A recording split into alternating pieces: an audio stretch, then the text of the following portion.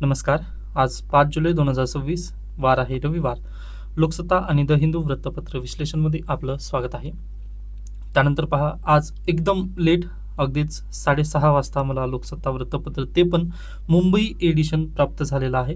Chhatrapati Sambhajinagar addition जे आहे ते केव्हा प्राप्त होईल माहिती नाही. त्याच्यानंतर पहा 1 जुलैपासून ना जे लोकसत्ताचे एडिशन आहे ते खूप लेट येत आहे. त्यानिमित्ताने तुम्ही पण आता अगदी पूर्वी मी 6 पर्यंत तुम्हाला व्हिडिओ द्यायचा, आता हे मे बी पहा 10 पर्यंत जाऊ शकतं. कारण 6:30 ला जर न्यूजपेपर येत असेल तर मला त्यावरती वाचावं लागेल. त्यानंतर थोडीशी ब्रेनस्टॉर्मिंग करून तुम्हाला जर व्हिडिओ रेकॉर्ड करून त्यानंतर एडिट म्हटल्यानंतर पहा तुम्ही 10 AM चा टाइम ठेवू शकता. ज्यावेळेस तुम्ही रीडिंगमध्ये वगैरे जाऊन बसता ना त्यावेळेस, किंवा त्याच्या अर्ली पण येऊ शकेल. पण जर शक्य झालं तर तुम्ही 10 वगैरे हे पाहू शकता व्हिडिओ. ओके, म्हणजे मिनिमम 10 पर्यंतचा आपला टाइम असतो व्हिडिओचा येण्याचा. ओके, हे तुम्ही लक्षात घेऊ शकता. त्याच्यानंतर आजच्या वृत्तपत्र विश्लेषणाला आपण सुरुवात करूयात. आता ही मुंबई एडिशन असल्याने पहा अगदी मुंबई बेसिकच्या बातम्या जास्त आहेत. महामुंबईच्या गटांगळ्या, संततधारेने जनजीवन विस्कळीत, रेल्वे त्यानंतर रस्ते वाहतुकीला फटका नक्कीच बसलेला आहे. त्याच्यानंतर आणखीन एक महत्त्वाची बातमी, थोडंसं ॲडव्हर्टाईज आहे पण हे अतिशय महत्त्वाचं आहे. तर पहा, ज्या विद्यार्थ्यांना मराठी उत्तरलेखन करायचं आहे, म्हणजे मुख्य परीक्षेसाठी उत्तरलेखन करायचं आहे, त्यांनी लवकरात लवकर हे करा, कारण प्रतिसाद चांगला मिळत आहे. व अगदी पहा माझ्याकडे पण मर्यादा नक्की आहेत. ओके, कारण अगदीच जर जास्त मी मर्यादेच्या पलीकडे घेतलं विद्यार्थी तर अगदी त्यांना मी चांगल्या पद्धतीने पर्सनलाइज्ड पद्धतीने गाईड नाही करू शकणार. ओके, जर तुम्हाला मुख्य परीक्षेची तयारी, किंवा पहा उत्तर तुम्ही आजपर्यंत एकही लिहिला नाहीत. ओके, मग आज मी तुम्हाला टॉपिक दिलेला आहे निबंध. आता नक्कीच तुम्ही निबंध लिहिलात, मग तुम्ही आजपर्यंत कोणताच निबंध लिहिला नाही, पण तो निबंध लिहायचा कसा, त्याला अगदी ते उत्तर चांगल्या पद्धतीने पुढे कसं घेऊन जायचं, हे जर पर्सनलाइज्ड पद्धतीने गायडन्स वगैरे हवं असेल ना, आणि ते पहा बॅच मी 6 महिन्यासाठी ठेवले. 1 महिन्यासाठी पण नक्कीच आहे आणि 6 महिन्यासाठी पण आहे, व फीसमध्ये कन्सेशन पण आहे. तर नक्कीच तुम्हाला जर वाटत असेल मी लिहायचं आहे व मला मेन्स रेडी होऊन बसायचं आहे 6 महिन्यात, तर प्लीज तुम्ही लवकरात लवकर कॉन्टॅक्ट करा. तर इंटरनॅशनल रिलेशनची बॅच पण आपली ओपन आहे. त्याचे पण लेक्चर्स मी हळूहळू अपलोड करत आहे. म्हणजे अमेरिकाच का वाचवायला जातं किंवा अमेरिकेचीच मोनोपॉली का झालेली आहे, हे सर्व तुम्हाला गोष्टी तिथून समजतील. त्यामुळे ज्या विद्यार्थी इच्छुक आहेत ना बॅचसाठी, नक्की येऊ शकता. ओके, त्याच्यानंतर वृत्तपत्र विश्लेषण. विद्यार्थी शाळेत, शिक्षक SIRच्या वर्गात अशैक्षणिक कामामुळे अध्यापनावरती परिणाम होत आहे. व अगदीच पहा महाराष्ट्रामध्ये सध्याला SIR चालू झालेला आहे. त्यानिमित्ताने ही बातमी आलेली आहे की शिक्षकांकडे आता SIRची कामं लावण्यात आलेली आहेत व शाळा सुरू झालेल्या आहेत विद्यार्थ्यांची. मग अध्यापन व्यतिरिक्त जे अन्य काम आहेत त्याचा अध्यापनावरती नक्कीच परिणाम होत आहे. ही बातमी अगदीच आपल्यासाठी गरजेची आहे. आता SIR मध्ये कोणते कोणते डॉक्युमेंट आहेत ते पण मी तुम्हाला नक्कीच सांगणार आहे. त्यानंतर पुढील बातमी, संसदेचे पावसाळी अधिवेशन 20 जुलैपासून सुरुवात होणार आहे, ते 13 ऑगस्टपर्यंत चालेल. मग आता नक्कीच पाहूयात आपण, मजेशीर असणार आहे हे संसदेचं अधिवेशन. ओके, नेक्स्ट आहे ऊर्जा संकटाचे यशस्वी निवारण, पंतप्रधान नरेंद्र मोदी यांचे प्रतिपादन. विरोधक निराशेच्या गर्तेत गेल्याची त्यांनी टीका केली. ती टीका आपल्यासाठी महत्त्वाची नाही, पण यामध्ये जी उपाययोजना केल्या आहेत ना ती आपल्यासाठी गरजेच्या आहेत. तर पहा, सरकारच्या उपाययोजना काय, तर संकटापूर्वी भारतात 25 ते 26 देशातून ऊर्जा आयात केली गेली. आंतरराष्ट्रीय राजनैतिक संबंधाचा वापर करून संकट काळात ही संख्या 40 वर गेलेली आहे. पूर्वी आपण 25 ते 26 देशाकडून ऊर्जा आयात करायचो, पण आता ती 40 देशाकडून ऊर्जा आयात करत आहोत. ओके, त्याच्यानंतर नेक्स्ट, आयातींपैकी 90% LPG साठ्याची वाहतूक करणारी होर्मुझ सामुद्रधुनी मार्ग रोखला गेल्यानंतर एका आठवड्यात देशांतर्गत रिफायनरीमधून LPG उत्पादन 54,000 मेट्रिक टनने वाढवण्यात आले आहे. किती? 54,000 मेट्रिक टनने वाढवण्यात आला आहे. हा पॉईंट प्लीज तुम्ही लक्षात ठेवा. म्हणजे आपण ह्या युद्धामधून काय शिकलो, तर हा पॉईंट शिकलेले आहोत. व अगदीच LPGचं उत्पादन आता देशांतर्गत वाढवलेलं आहे. बरं, म्हणजे अगदी स्टेट ऑफ हॉर्मुझमधून तर येतच आहे, पण आपण काय करत आहोत, आता देशांतर्गत उत्पादन जास्त वाढवलं. त्यानंतर घरगुती गॅसची मागणी नियंत्रणात ठेवण्यासाठी अल्पावधीत 11 लाखांहून अधिक कुटुंबांना पाईप गॅसने जोडण्या करण्यात आलेल्या आहेत. नेक्स्ट, तज्ज्ञांच्या मते गॅस सिलेंडर दर 2,000 रुपयांच्या वर जाणे अपेक्षित होते, परंतु 950 वर दर स्थिर करण्यात आला. व अगदी कमर्शियल गॅसेसचे प्राइस वाढवलेले होते, पण जे डोमेस्टिक गॅस आहेत त्याचे प्राइस इथं कमी करण्यात आले. ओके, मग यासाठी सरकारचं नक्कीच अभिनंदन आहे. ओके, मग हे पंतप्रधान नरेंद्र मोदी यांनी काल बोललेले आहेत.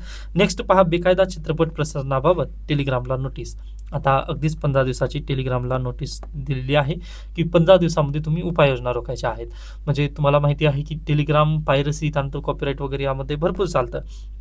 मग अगदी याच्यापूर्वी काय व्हायचं तर कॉपीराईट रिपोर्ट टेलिग्रामला केल्यानंतर टेलिग्राम ॲक्शन घ्यायचं, पण आता तसं नाही, तर टेलिग्राम सुओ मोटो कॉग्नियन्स घेणार आहे. मग त्यासाठी पहा केंद्र सरकारने त्यांना 15 दिवसांची मुदत दिलेली आहे. त्याच्यानंतर आपण पुढे चला. नेक्स्ट पहा, एशियाटिक सोसायटीच्या अध्यक्षपदी सहस्त्रबुद्धे. हा परीक्षेला प्रश्न विचारला जाऊ शकतो मे बी सरळ सेवा कंबाईन परीक्षेला, त्यामुळे हा पॉईंट प्लीज लक्षात ठेवा. ओके, त्याच्यानंतर पुढे चला. नेक्स्ट पहा, आता अगदीच लोकसत्ता आजचा उर्वरित काहीही कामाचा नाही, पूर्णतः ॲडव्हर्टाईज आहे. एक बातमी गरजेची. त्याच्यानंतर पहा, RTI बद्दल हा आर्टिकल आलेला आहे, पण मी तुम्हाला रिकमेंड करत नाही की तुमचा वेळ या आर्टिकलला वाचण्यासाठी घालवावा तुम्ही. ओके, त्यामुळे हा आर्टिकल स्किप करा. त्याच्यानंतर पुढचा आर्टिकल पण स्किप करा. आपल्यासाठी जास्त एवढं डिटेलमध्ये जाणं काही आवश्यकतेचं नसतं. ओके, जर निबंध लिहायचा असेल तर तुम्ही ते करू शकता, पण आपल्यासाठी ते गरजेचं नाही. त्याच्यानंतर आज मुंबईमध्ये कुठे कुठे नाटकं वगैरे आहेत याबद्दल ती बातमी आली. आपल्यासाठी खरंच गरजेचं नसतं. मुंबई एडिशन मी त्यामुळेच वाचत नाही दिली. हां, तर हे पहा, आवश्यक कागदपत्रे. आता SIRची जी टीम आहे ती तुमच्या घरावरती क्षेत्रफेटीसाठी जर आली तर तुम्हाला या 12 डॉक्युमेंटपैकी एक डॉक्युमेंट तुमच्याजवळ असणं काळाची गरज आहे. ओके, तर प्लीज हे थोडंसं मी त्याला झूम करत आहे. तुम्ही हे डॉक्युमेंट ठेवू शकता सोबत, किंवा तुमच्या आईवडिलांचं जर नाव 2002च्या यादीमध्ये जर असेल ना, तर तुम्ही हे स्कॅन करून पण पाहू शकता की तुमच्या आईवडिलांचं नाव कुठं वगैरे आहे. मग तेच ज्यावेळेस BLO क्षेत्रभेटीसाठी येतील ना किंवा ग्रहभेटीसाठी येतील, त्यावेळेस तुमच्या आईवडिलांचं वगैरे त्या यादीमध्ये नाव दाखवलं तर तुमचं काम बऱ्यापैकी होऊन जाईल. ओके, तर प्लीज याचा स्क्रीनशॉट किंवा ह्यामधून तुम्ही ही माहिती पाहू शकता. ओके, हे जनरल इन्फॉर्मेशनसाठी आहे. UPSCला हा प्रश्न येणार नाही, पण तुम्हाला देशाचे नागरिक आहोत किंवा तुमचं मतदार यादीमधून नाव जाऊ नये या निमित्ताने हे पॉईंट प्लीज लक्षात ठेवा. Okay, done. म्हणजे तुम्ही याला व्हिडिओला थांबून ते पाहू शकता. मी डायरेक्टली द हिंदूला सुरुवात करतोय. त्याच्यानंतर कालचं the Hindu. Centre opens power bids to 4 China link firms. पहा, तुम्हाला माहिती असेल FDI, फॉरेन डायरेक्ट इन्व्हेस्टमेंट. आपण काय करतो, आपल्या आजूबाजूचे जे देश आहेत, किंवा 2020 मध्ये आपण एक निर्णय घेतला होता की आपल्या आजूबाजूचे जे बॉन्डिंग नेशन्स आहेत ना, त्यांच्याकडून आपल्या देशामध्ये डायरेक्टली FDI वगैरे आपण कमी केलेलं आहे. तसंच न्यूजमध्ये पण पहा. आता तुम्ही ऐकलात का, म्हणजे आपल्याकडे पहा रेडिओ मिर्ची एक आहे, पण ते बातम्या देऊ शकतं का, तर बिलकुल नाही. प्रायव्हेट रेडिओ फर्म कधीही बातम्या देऊ शकत नाही. फक्त सरकारी रेडिओ फर्म जे आहेत त्यांनाच बातम्या देण्याची परमिशन आहे, व ते फार पूर्वीपासून आहे. पहा, ओके, म्हणजे इंग्रजांच्या काळामध्ये तशा पद्धतीने सेन्सरशिप लागू करण्यात आली होती. मग तेव्हापासून आपण ते चालूच ठेवलेलं आहे. व आज देखील पहा, जे रेडिओ मिर्ची वगैरे आहेत ते कधीच बातम्या देऊ शकत नाहीत. त्याचं नेमकं कारण ते आहे की त्यांना ती परमिशन नाही आहे, कायदाच तसा आहे. ओके, मग अगदी तशाच पद्धतीने फेक न्यूज वगैरे पसरवली जाऊ नये किंवा देशात पॅनिक स्थिती होऊ नये यासाठी आपल्याकडे काय FDIचं नियमन आहे. ओके, आता ती FDIचं नियमन काय आहे किंवा त्यामध्ये जे काही महत्त्वाचे पॉईंट्स आहेत ना, ते आजच्या आपल्या टेलिग्राम चॅनलवरती मी अपलोड केले आहेत. ओके, पवन निलेवाड ऑफिशियल या टेलिग्रामवरती तुम्हाला लिंक मिळून जाईल. त्यावरती जाऊन ना तुम्ही एकदा वाचून घ्या ते कोणते कोणते रूल्स आहेत. कारण केंद्र सरकारने काय केलं आहे पहा, डायरेक्टली 4 जे फर्म्स आहेत त्यांना एंट्री दिलेला आहे. चायनीज फर्म्स आहेत. म्हणजे पहा, आता ही ABC नावाची कंपनी इंडियामध्ये वर्क करत आहे, परंतु त्यांची पॅरेंट कंपनी कोण आहे, चायना आहे. ओके, मग अशा लोकांना त्यांनी काय केलं, गव्हर्नमेंट ऑफ इंडियाने परमिशन दिली की बा तुम्ही पण इलेक्ट्रिसिटी इथं जनरेट करू शकता किंवा इलेक्ट्रिसिटी इथं विक्री करू शकता भारत देशामध्ये. मग यामुळे पहा, आगामी काळामध्ये बवाल होऊ शकतो जर काही प्रॉब्लेम झाला तर. ओके, कारण आपण चायनीज कंपनीला इथं परमिशन दिलेली आहे. हां, आता केंद्र सरकारने त्यांचा स्टॅन्स क्लिअर केलेला आहे की हे फक्त एक पहिल्यांदा दिलेलं आहे, याला तुम्ही पायंडा पाळू नका किंवा हे परमनंट नाही आहे, हे टेम्पररी आम्ही 2 वर्षासाठी दिलेलं आहे असं केंद्र सरकारचं म्हणणं आहे. पण तरी देखील पहा, FDI मध्ये कधीही नियम वगैरे चेंज केले जाऊ शकतात. व FDIचे जे नियम आहेत ना, त्याची जी PDF आहे, त्याची जी लिस्ट आहे ती मी आपल्या टेलिग्राम चॅनलवरती दिली आहे. प्लीज त्या लिंकवर क्लिक करून तुम्ही एकदा पाहून घ्या. ओके, म्हणजे त्यामध्ये जे महत्त्वाचे पॉईंट आहेत ना ते तुम्हाला लक्षात ठेवायचे. बाकी उर्वरित पहा, आपला तिथे जाऊन त्या वेबसाईटवरती गेल्यानंतर तिथं तुम्हाला हे करायचं नाही, म्हणजे PhD वगैरे त्यामध्ये करत बसू नका. फक्त तुम्हाला लक्षात ठेवा की कोणत्या गोष्टींना, जसं आता पेट्रोलियम प्रोडक्ट असतील किंवा न्यूजपेपर वगैरे असेल, यामध्ये FDI तिथं दिलं जातं का, तर बिलकुल दिलं जाणार नाही. का दिलं जाणार नाही, कारण गव्हर्नमेंटचा प्रश्न, आपल्या देशहिताचा प्रश्न आहे. आता पहा, हे जे द हिंदू पेपर आहे, ह्यामध्ये जर चायनीज कंपनीने जर पैसे लावले असते तर काय केलं असतं पहा, तर नक्कीच द हिंदूमध्ये जास्त करून चायना प्रो अशा पद्धतीने न्यूज आल्या असतात तिथे. ओके, मग यासाठी पहा आपण तिथे काही अडवण्यात आलेले आहेत. आता नक्कीच पहा, गव्हर्नमेंटची परमिशन घेऊन तुम्ही न्यूजपेपरमध्ये पण पैसे FDI लावू शकता, परंतु तिथं काय नियमन करण्यात आलेलं आहे की बाबा तुम्ही ह्या टक्क्याच्या वर तुम्हाला जास्त तिथं पैसे लावता येणार नाहीत. आता नक्कीच पहा ती टक्केवारी आपल्यासाठी गरजेची नाही किंवा UPSC आणि MPSC पण तसा विचारला जात नाही प्रश्न. पण तिथं प्रश्न असा विचारला जाऊ शकतो पहा की गव्हर्नमेंटची परमिशन घेऊन तुम्ही FDI ला अलो करू शकता का? तर बिलकुल येस. ओके, मग त्यासाठी हे थोडंसं एकदा प्लीज ती नोट वाचून घ्या तुम्ही. ओके, त्याच्यानंतर नेक्स्ट पुढे चला. पुढची बातमी आहे पहा, El Nino impact Chhattisgarh government advises farmers to go for fast growing varieties of crops.